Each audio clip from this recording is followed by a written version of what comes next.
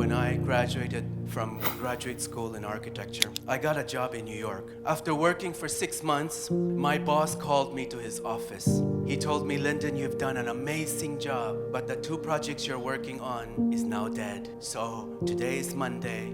I've got to let you go by Friday. I just got married, and I said to myself, how am I going to tell my wife? She was going to graduate school at Princeton at that time. So I have one simple prayer. Lord, do not let a day go by without me not having any work. I was so busy.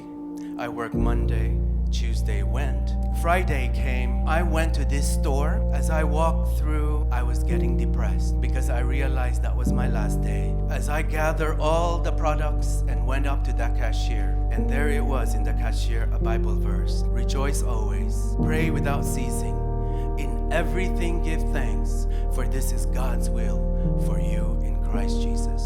I was shocked. I was stunned. I looked up. It was an Indian lady. I said, ma'am, are you a Christian? She goes, little boy, let me tell you, this God has been real to me. He will never leave me nor forsake me. This God is a real God. I left that place. I started crying.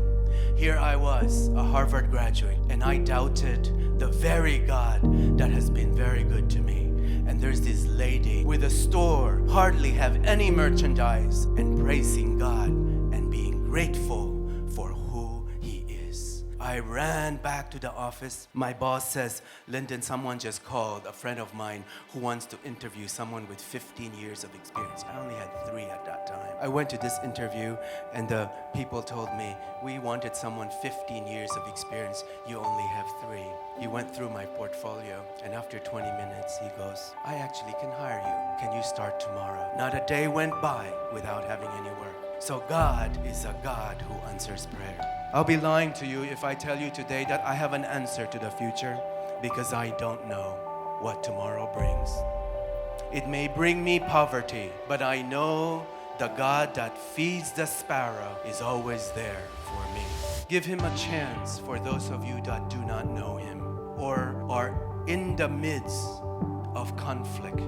I guarantee you that your life will be transformed. He understands your pain, your bitterness, your frustrations. His plans for you is to prosper you, to give you a hope and a future, and not to destroy you, so that you will seek Him and pray to Him.